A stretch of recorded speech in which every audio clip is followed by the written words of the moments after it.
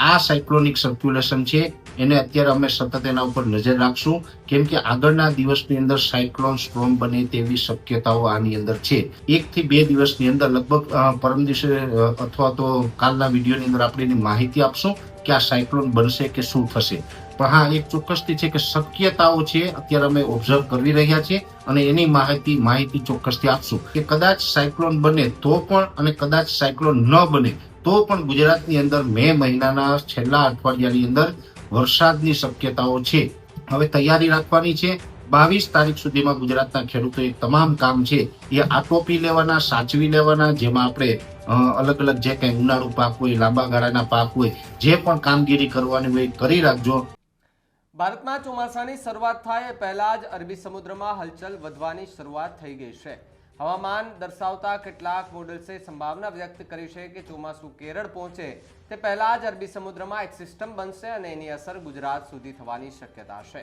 આ સિસ્ટમ વાવાઝોડું બની શકે છે જે ગુજરાત પર ત્રાટકે તેવી પણ સંભાવના વ્યક્ત કરવામાં આવી રહી છે. નમસ્કાર, આપ જોઈ રહ્યા છો ન્યૂઝરૂમ અને આપની સાથે હું છું ભાવિક.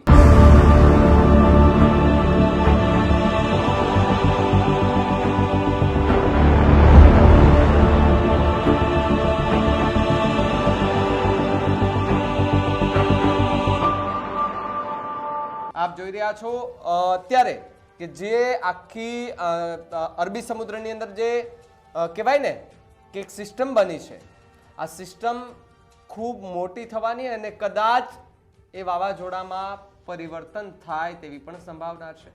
કારણ કે બંગાળની ખાડી અને અરબી સમુદ્રમાં ચોમાસા પહેલા અને ચોમાસા બાદ સામાન્ય રીતે વાવાઝોડા સર્જાતા હોય છે. વર્ષ 2023માં પણ અરબી સમુદ્રમાં ચોમાસું શરૂ થયું એ પહેલા જ બિપરજોય નામનું વાવાઝોડું સર્જાયું હતું અને તે કચ્છના દરિયા કિનારે ત્રાટક્યું. તો આ વખતે ગુજરાત પર કોઈ વાવાઝોડું ત્રાટકશે કે નહીં તે અંગેની હવામાન વિભાગ અને હવામાન નિષ્ણાંત અંબાલાલ પટેલની આગાહી સામે આવી છે. હવામાન વિભાગના જણાવ્યા અનુસાર 21મીએ સાયક્લોનિક સર્ક્યુલેશનની સંભાવના છે, જ્યારે 22મીએ લો પ્રેશર બની શકે છે. લો પ્રેશર બાદમાં મજબૂત થવાની શક્યતા છે અને સમય જતા સિસ્ટમની તીવ્રતા અંગે અપડેટ જોવા મળશે. અરબ સાગરમાં બનેલી સંભવિત ચક્રવર્તી સિસ્ટમને લઈ હવામાન વિભાગે પોતાના ટ્રોપિકલ વેધર આઉટલેટમાં ઉલ્લેખ કર્યો છે કે હવામાન વિભાગના તારણ પ્રમાણે મધ્ય પૂર્વ અરબ સાગરમાં કર્ણાટકના દરિયાકાંઠા નજીક 21મીએ એક અપર એર સાયક્લોનિક સર્ક્યુલેશન બની શકે છે. બાદમાં આ જ જગ્યાએ 22મીએ તે લો પ્રેશરમાં બદલાઈ શકે છે. ત્યારબાદ તે ઉત્તર તરફ આગળ વધતા વધુ તીવ્ર બની શકે છે. જો કે આઈએમડી દ્વારા વાવાઝોડા અંગે કોઈ સત્તાવાર જાહેરાત નથી કરવામાં આવી. ટ્રોપિકલ વેધર આઉટલુકમાં અરબી સાગરમાં ડિપ્રેસ થવાની શક્યતા અંગે પણ જાણકારી આપવામાં આવી છે, જેમાં જોવા મળી રહ્યું છે કે અરબ સાગરમાં ડિપ્રેશન બનવાની શક્યતા મધ્યમ છે. દરિયામાં બનેલા સાયક્લોનિક સર્ક્યુલેશનને વાવાઝોડાની કેટેગરી પ્રાપ્ત કરવા માટે 4 પડાવ પાર કરવા પડે છે, જેમાં સર્ક્યુલેશન બાદ તે લો પ્રેશર બને, બાદમાં વેલમાર્ક લો પ્રેશર બને, બાદમાં ડિપ્રેશન, ત્યારબાદ ડીપ ડિપ્રેશન અને ત્યારબાદ વાવાઝોડું બનતું હોય છે. તો બીજી બાજુ હવામાન નિષ્ણાંત અંબાલાલ પટેલનું અનુમાન છે કે ચોમાસા પહેલા વાવાઝોડું આવશે તો ચોમાસું અલગ પ્રકારનું રહેશે. ચોમાસા પહેલા વાવાઝોડા બનવાની શક્યતા છે અને ભીષણ વાવાઝોડું બને તો અલગ પ્રકારનું ચોમાસું આવી શકે છે. એક પછી એક બનતી સિસ્ટમ ખોરવી ન નાખે તે પણ જોવું રહ્યું. જો કે કેરળમાં ચોમાસા આવતા પહેલા અવરોધ સર્જાતા જોવા મળતા હોય છે. આ આખી ઘટનાને લઈને હવામાન નિષ્ણાંત પરેશ ગોસ્વામી શું આગાહી કરી રહ્યા છે વાવાઝોડાને લઈને, સાંભળીએ એમને. પહેલું અનુમાન જે બધા મિત્રો અત્યારે સોશિયલ મીડિયામાં વાવાઝોડું આવું ચાલી રહ્યું છે, ત્યારે હું આપને જણાવી દઉં કે ગોવાથી દક્ષિણ પશ્ચિમ અને કેરળથી ઉત્તર પશ્ચિમમાં એક દરિયાની અંદર સિસ્ટમ બની રહી છે, સાયક્લોનિક સર્ક્યુલેશન બની રહ્યું છે. આ સાયક્લોનિક સર્ક્યુલેશન છે એને અત્યારે અમે સતત એના ઉપર નજર રાખશું, કેમ કે આગળના દિવસની અંદર સાયક્લોન સ્ટ્રોમ બને તેવી શક્યતાઓ આની અંદર છે. જો કે બનશે જ એવું 100% નથી, પણ શક્યતાઓ દેખાઈ રહી છે. ઘણા બધા પરિબળો છે એ વાવાઝોડું બને તેવા સક્રિય થયા છે, એટલે વાવાઝોડું બનવાની શક્યતાઓ છે. અને આમ જોવા જઈએ તો આપણે વાર્ષિક કાર્યક્રમો રજૂ કર્યા ત્યારે પણ એક વિડીયોની અંદર આપણે માહિતી આપી હતી કે 2025ની અંદર નૈઋત્યનું ચોમાસું આવે એ પહેલા કદાચ એકાદું સાયક્લોન પણ બની શકે છે. એ જ મુજબ આ અત્યારે પરિબળો છે એ સક્રિય થઈ રહ્યા છે અને લગભગ 1 થી 2 દિવસની અંદર લગભગ પરમ દિવસે અથવા તો કાલના વિડીયોની અંદર આપણે એની માહિતી આપશું કે આ સાયક્લોન બનશે કે શું થશે. પણ હા, એક ચોક્કસથી છે કે શક્યતાઓ છે અત્યારે અમે ઓબ્ઝર્વ કરી રહ્યા છીએ અને એની માહિતી ચોક્કસથી આપશું. પણ અહીંયા સમજવાનું એ છે કે કદાચ સાયક્લોન બને તો પણ અને કદાચ સાયક્લોન ન બને તો પણ ગુજરાતની અંદર મે મહિનાના છેલ્લા અઠવાડિયાની અંદર વરસાદની શક્યતાઓ છે. અને જ્યારે પણ મે મહિનાના પ્રથમ સેશનની અંદર એટલે કે 3 થી 10 મે વચ્ચે જે અતિ ભારે માવઠાના વરસાદો આવ્યા ત્યારે પણ આપણે જણાવ્યું હતું કે મે મહિનાની અંદર 22, 23 તારીખ કે 24 તારીખથી પ્રી મોન્સૂન એક્ટિવિટી થવા જઈ રહી છે. એટલે પ્રી મોન્સૂન એક્ટિવિટીના ભાગરૂપે 22, 23 કે 24 તારીખથી ગુજરાતની અંદર વરસાદની શક્યતાઓ છે.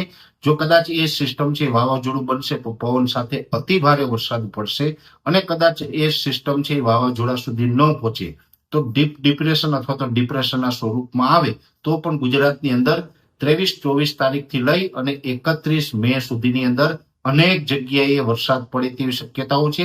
મહત્વનું એ પણ છે કે પહેલા અઠવાડિયામાં મે મહિનાના પ્રથમ અઠવાડિયામાં ઘણી જગ્યાએ વરસાદો પડ્યા છે. જમીનમાં પુષ્કળ પ્રમાણમાં ભેજ છે, એને કારણે બની શકે કે હવે ઓછા વરસાદો હોય 1-1.5 ઇંચ સુધીના વરસાદો પડે તો પણ વાવણી લાયક વરસાદ થઈ જાય, જમીન પૂરી પલળી જાય છે અને એને વાવેતર યોગ્ય વરસાદ પણ ગણી શકાય. એટલે વાવેતર પણ આની અંદર થઈ શકે છે. એટલે ખાસ હવે તૈયારી રાખવાની છે.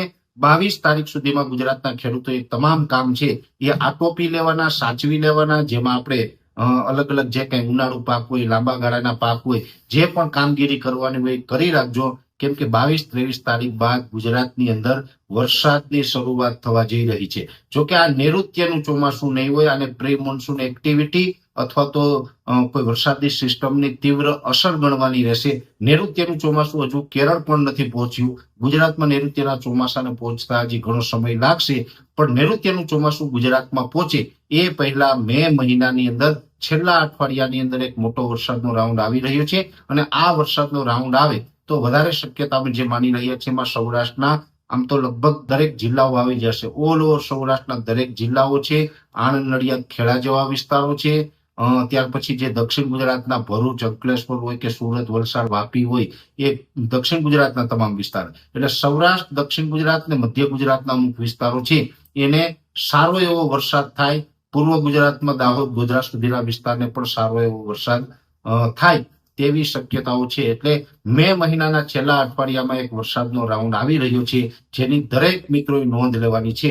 ખાસ આજે આપણે એડવાન્સ પ્રિડિક્શન કરી અને વાવાઝોડા અને વરસાદ વિશેની ટૂંકી માહિતી આપી છે.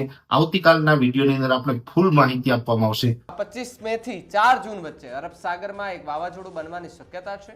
કદાચ આ વાવાઝોડું ખતરનાક બની શકે અને વાવાઝોડાના કારણે અરબ સાગર વલાર્તોમાં તેવી સ્થિતિ છે તે ઊભી થાય.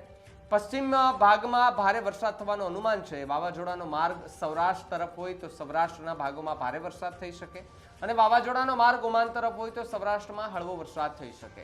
રોહિણી નક્ષત્રમાં એટલે કે 25 મે થી 7 જૂન વચ્ચે ગાજવીજ સાથે વરસાદ થશે. ગુજરાતમાં વિવિધ ચોમાસા પહેલા પ્રી મોન્સૂન વરસાદ થઈ શકે તેવી સંભાવના છે.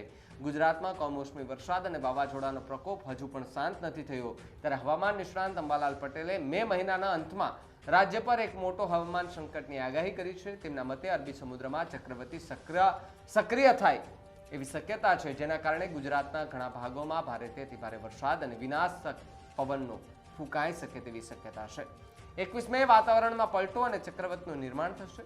અંબાલાલ પટેલના જણાવ્યા અનુસાર આગામી 21 મે 2025 થી ગુજરાતના વાતાવરણમાં મોટો પલટો આવવાની શરૂઆત થશે. એક પછી એક સિસ્ટમ સક્રિય થશે અને અરબી સમુદ્રમાં ચક્રવાત એટલે કે વાવાઝોડું બનશે. ખાસ કરીને મુંબઈ અને ગોવા વચ્ચે એક સિસ્ટમ બને છે જે વાવાઝોડામાં પરિવર્તિત થશે. દરિયાકાંઠાના વિસ્તારોમાં વધુ પ્રવાહિત થશે અને ઊંચા મોજા 100 કિલોમીટર પ્રતિ કલાકની ઝડપે પવન ફૂંકાય તેવી શક્યતાઓ પણ દેખાઈ રહી છે. હવામાન વિભાગ અને નિષ્ણાંતોની આગાહીને તમે કેવી રીતે જુઓ છો, કમેન્ટ કરીને ખાસ જણાવજો. જોતા રહેજો ન્યૂઝરૂમ. નમસ્કાર.